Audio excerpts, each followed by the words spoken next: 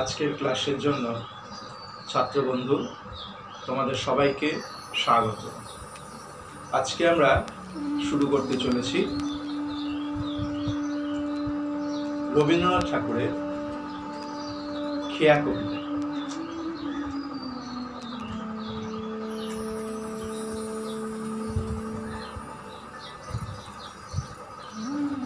হ্যাঁ, তাহলে আজকের বিষয়বস্তু হচ্ছে রবীন্দ্রনাথ ঠাকুরের খেয়া কবিতা।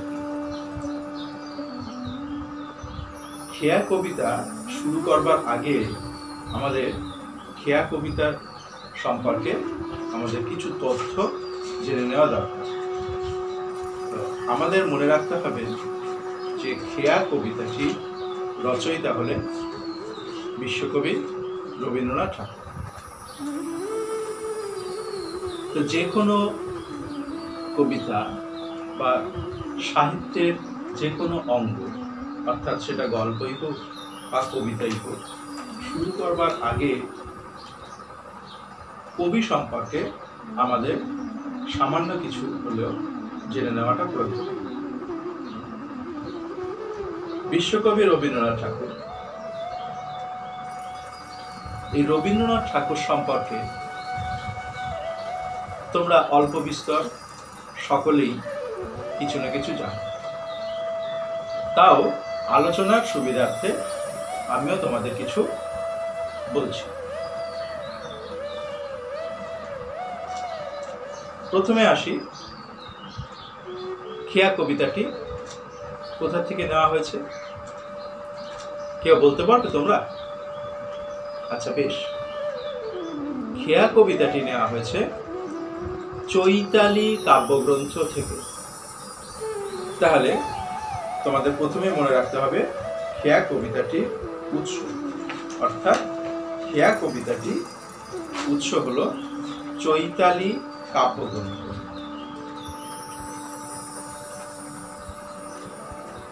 খেয়া কবিতাটির উৎস হলো চৈতালি কাব্যগ্রন্থ।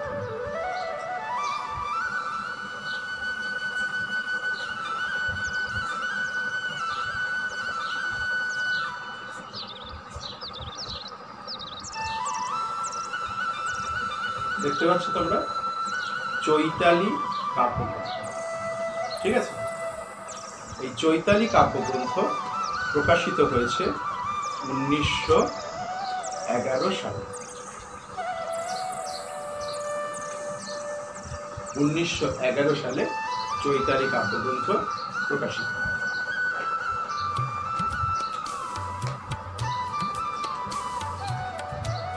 রবীন্দ্রনাথ ঠাকুর 1268 বঙ্গাব্দের 25শে বৈশাখ, 1268 বঙ্গাব্দের 25শে বৈশাখ, আর ইংরেজিতে 1861 খ্রিস্টাব্দের 7th মে, 7ই মে তিনি জন্মগ্রহণ করেন। তোমরা সকলেই জানো কোথায় জন্মগ্রহণ করেছিলেন?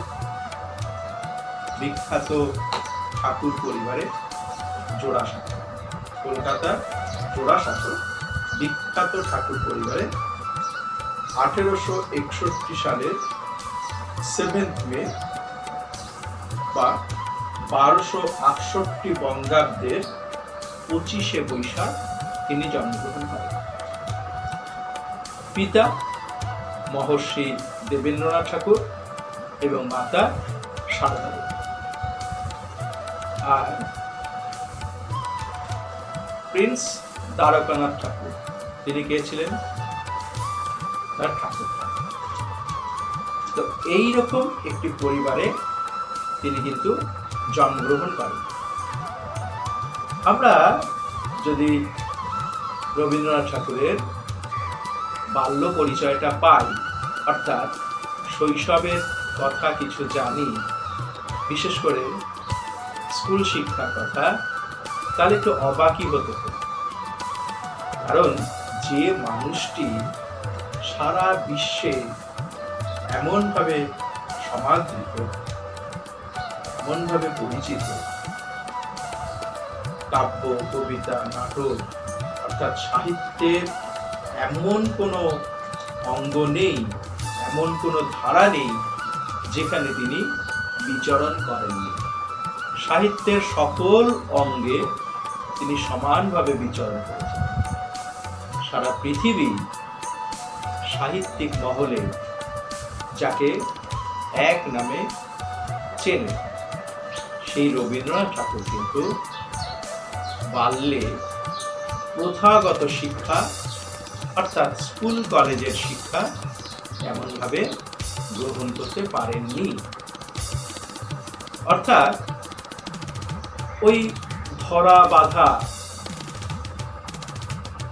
10টা থেকে 4টে, এখন তোমাদের 4:30 ছুটি হয়, কিন্তু একটা সময় 4:10 ছুটি হতো বা 4টে, যাই হোক, ওই যে একটা সময় ওই বাধা ধরা গণ্ডির মধ্যে এবং 4 দেওয়ালের গণ্ডির মধ্যে আবদ্ধ থেকে পড়াশোনা, সেই পড়াশোনাটা তিনি কিন্তু ঠিকঠাকভাবে গ্রহণ করতে সক্ষম ছিলেন না। কিন্তু তার বাড়িতেই শিক্ষার ব্যবস্থা ছিল। বিভিন্ন মাস্টারমশাইগণ বিভিন্ন সময় আসতেন এবং বাড়িতে বসেই সাহিত্য, বিজ্ঞান ইত্যাদি তিনি শিক্ষা অর্জন করেছেন। তবু আমরা জানি যে কয়েকটি বিদ্যালয়ে তিনি ভর্তি হয়েছিলেন। তোমরা বলতে পারবে কেউ? নিশ্চয়ই তোমরা জানো। Calcutta training academy, oriental seminary, normal school, Bengal academy, Saint Xavier's school ইত্যাদি স্কুলগুলোতে তিনি কিন্তু ভর্তি হয়েছিলেন। কিন্তু কোথাওই ঠিকঠাকভাবে স্কুল শিক্ষার যে গণ্ডি, সেই গণ্ডিকে অতিক্রম করতে পারেন। অর্থাৎ এই নয় যে তিনি বিদ্যালয়ে পরীক্ষায় অকৃতকার্য হয়েছেন, তা নয়। বিদ্যালয়ের জীবন তার ভালোই লাগতো, তাই ঠিকভাবে তিনি বিদ্যালয়ে ক্লাস করেননি। ছেলেবেলা থেকেই তিনি তার বাড়িতে সাহিত্য চর্চার সুযোগ পেয়েছিলেন, কারণ ঠাকুর পরিবার ছিল সাংস্কৃতিক পরিমণ্ডলে আবৃত একটি পরিবার। সংস্কৃতির চর্চা তার বাড়িতেই তিনি দেখতে পেয়েছেন এবং নিজেও অনুশীলনের সুযোগ পেয়েছেন। তো এই হেন রবীন্দ্রনাথ ছোটবেলা থেকেই কাব্য, কবিতা ইত্যাদি চর্চার মধ্যে নিযুক্ত ছিল। আমরা জানি জল পড়ে পাতা নড়ে, এই দুটো কথা দিয়ে তার সাহিত্য জীবন শুরু হয়েছিল। এর পরে পরেই চলতে থাকে তার সাহিত্য কীর্তি। তার প্রথম কাব্যগ্রন্থ সন্ধ্যা সঙ্গীত প্রকাশিত হয় 1882 সালে। সন্ধ্যা সঙ্গীত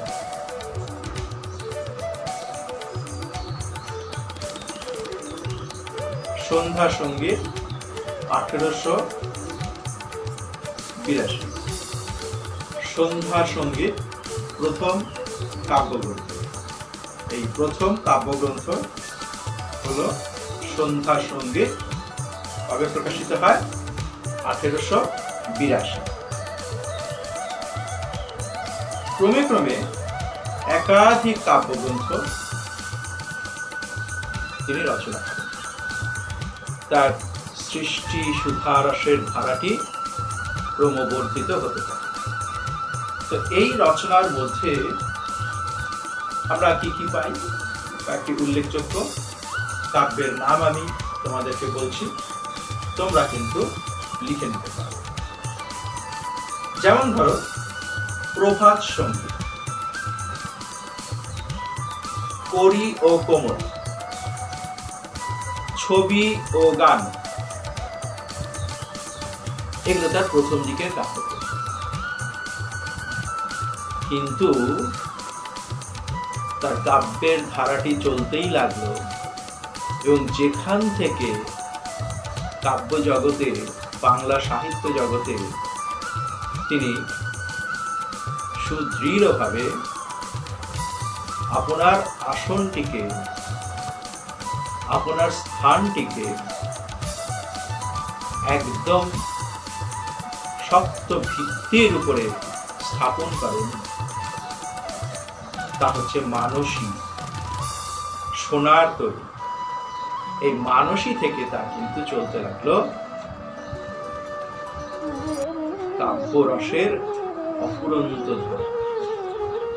মানসী, সোনার তরী, চিত্রা, চৈতালি। চৈতালিটা নামটা আগেই শুনেছ। এই চৈতালি কাব্যেরই কবিতা খেয়া।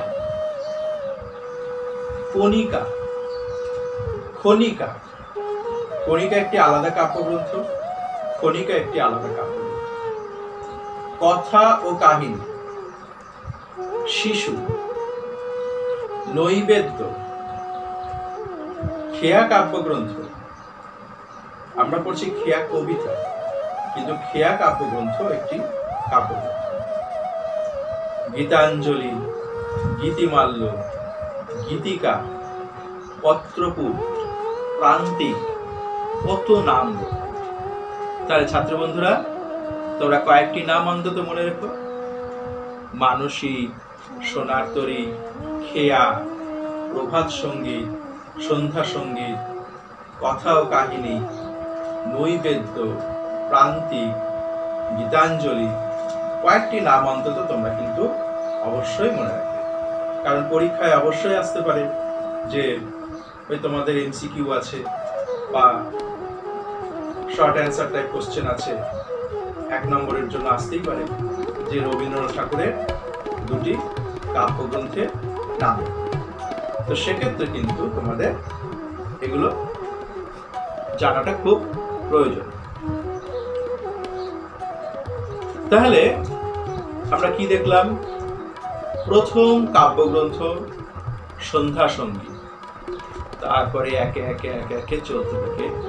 অর্থাৎ 1861 সালে তার জন্ম, 1882 সাল, মাত্র 21 বছর বয়সে তার প্রথম কাব্যগ্রন্থ প্রকাশিত হলো। এরপরে 1941 খ্রিস্টাব্দ পর্যন্ত, 1941 খ্রিস্টাব্দে কবি আমাদের ছেড়ে চলে গেছেন। এই যে 80 বছরের জীবন, এই 80 বছরের জীবন প্রথম 20 বছর যদি বাদ দিই, অর্থাৎ 1882 থেকে 1941, এই যে সময় প্রায় 60 বছর, প্রায় 60 বছর, 59 বছর আর কি। তো এই 60 বছর ধরে তিনি কিন্তু সাহিত্য চর্চা করে গেছেন। তিনি থেমে থাকেন, রোগ ব্যাধিতে আক্রান্ত হয়েছেন, তবুও তার সৃষ্টি সুধা অফুরন্ত ধারায় স্নাত করেছে বাংলা সাহিত্য। প্রচুর কাব্য কবিতা তিনি রচনা করেছেন, বাংলা সাহিত্যকে সমৃদ্ধ করেছেন। এই পথ ধরেই 1913 সালে বিশ্ব সাহিত্যের শ্রেষ্ঠ পুরস্কার অর্থাৎ নোবেল প্রাইজ তিনি পেলেন, গীতাঞ্জলি কাব্যগ্রন্থ।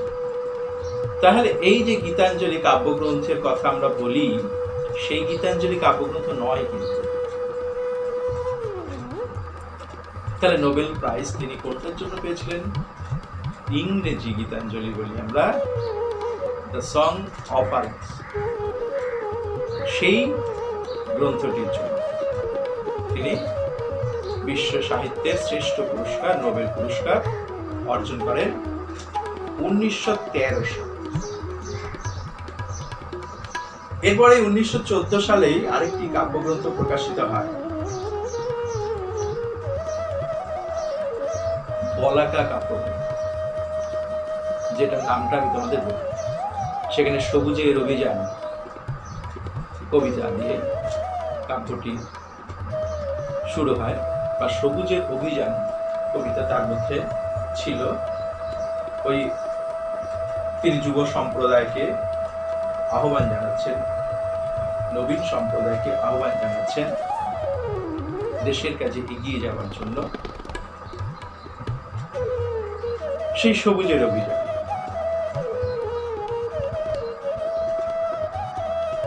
কবি রবীন্দ্রনাথ ঠাকুর, তোমাদের মনে হতে পারে বা ধারণা হতে পারে তিনি শুধুই সাহিত্য চর্চা করে গেছেন, তা কিন্তু নয়। তিনি কিন্তু তার সাহিত্যের মধ্য দিয়ে বিপ্লবের কথা প্রচার করেছেন। পরাধীন ভারতবাসীর যে যন্ত্রণা, সেই যন্ত্রণা কিন্তু তিনি উপলব্ধি করেছেন মর্মে মর্মে। তাই সাহিত্য হয়ে উঠেছিল বিদ্রোহের প্রতীক। তার বহু কাব্য কবিতায়, বহু কবিতার মধ্য দিয়ে তিনি কিন্তু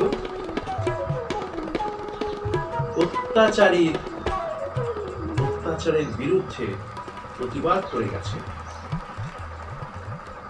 1919 সাল জালিয়ানওয়ালাবাগে জেনারেল ডায়ারের নির্দেশে ব্রিটিশ পুলিশ গুলি চালায়। সহস্রাধিক সাধারণ জনগণ, নিরস্ত্র জনগণ সেখানে একটি সভা করছিলেন জালিয়ানওয়ালাবাগে। সহস্রাধিক জনগণ কিন্তু সেই গুলিতে নিহত হয়।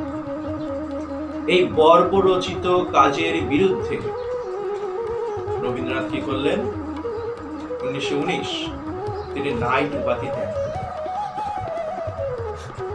অর্থাৎ তিনি শুধুই কবি নন, তিনি কিন্তু একজন স্বদেশ প্রেমিক। এইরকম আর একটা উদাহরণ, 1905 সালে লর্ড কার্জন কি করছেন তোমরা অবশ্যই জানো, নিশ্চয়ই জানবে। 1905 সালে লর্ড কার্জন বঙ্গভঙ্গ, অর্থাৎ এখন যেমন বাংলাদেশ আর ভারতবর্ষ আলাদা, তখন কিন্তু তা ছিল না। বাংলাদেশও কিন্তু ভারতবর্ষের মধ্যেই। ব্রিটিশ সরকার বঙ্গভঙ্গ করবার জন্য উঠে পড়ল। রবীন্দ্রনাথ তার প্রতিবাদে তিনি গান রচনা করলেন এবং রাখি বন্ধন উৎসবের প্রবর্তন করলেন। সেই সময় হিন্দু মুসলমান ভাই ভাই, হিন্দু মুসলমান একসঙ্গে যদি থাকে তাহলে দেশের স্বাধীনতা আমরা ত্বরান্বিত করতে পারব। এবং সেই সঙ্গে সঙ্গে ইংরেজ সরকারের পক্ষে বাংলাকে ভাগ করা অতটা সহজ হবে না। তাই তিনি দুই সম্প্রদায়ের মৈত্রীর জন্য রাখি বন্ধন উৎসবটা প্রবর্তন করলেন। মুসলমানদের হাতে তিনি নিজে রাখি পরিয়ে দিলেন। আরো দু একটি উদাহরণের কথা বলতে পারি, যার মধ্য দিয়ে তার বৈপ্লবিক চেতনার প্রকাশ। আন্দামানে এবং হিজলির জেলে বিপ্লবীদের ওপরে নির্মম অত্যাচার করছিল ব্রিটিশ সরকার। এই অত্যাচারের প্রতিবাদে তিনি কিন্তু সরব হয়েছিলেন। আমরা ফ্যাসিবাদ, নাৎসিবাদ এই কথাগুলো শুনছি। মুসোলিনি ইটালিতে ফ্যাসিবাদের প্রবর্তক, আর জার্মানিতে হিটলার সেই নাৎসি বাহিনী সাধারণ মানুষের জীবন জীবিকাকে ছিন্ন ভিন্ন করে দিয়েছে এই ফ্যাসি সরকার এবং নাৎসি সরকার। এই অত্যাচারের বিরুদ্ধে রবীন্দ্রনাথ কিন্তু থেমে থাকেন। বিভিন্নভাবে তিনি তার রচনার মধ্য দিয়ে ফ্যাসিবাদ এবং নাৎসিবাদের, বিশেষ করে ফ্যাসিবাদের বিরুদ্ধে তিনি সরব হয়েছিলেন। তাহলে রবীন্দ্রনাথকে আমরা শুধু একজন কবি হিসেবেই পাই না, তিনি কিন্তু দেশপ্রেমিক, স্বদেশ চেতনায় উদ্বুদ্ধ তিনি মানুষ। তিনি কিন্তু প্রতিবাদী, বিপ্লবের কথা প্রত্যক্ষভাবে, সরাসরিভাবে তার কাছ থেকে আমরা তেমন ভাবে পাই না, কিন্তু তার সাহিত্যের মধ্য দিয়ে এবং পরোক্ষভাবে তিনিও কিন্তু দেশের স্বাধীনতার কথা বলেছেন। এমনই একটি মানুষ আমাদের রবীন্দ্রনাথ ঠাকুর। বিশ্ব সাহিত্য যাকে প্রণাম জানায়। 1941 সালের 7 আগস্ট, 1941 সালের 7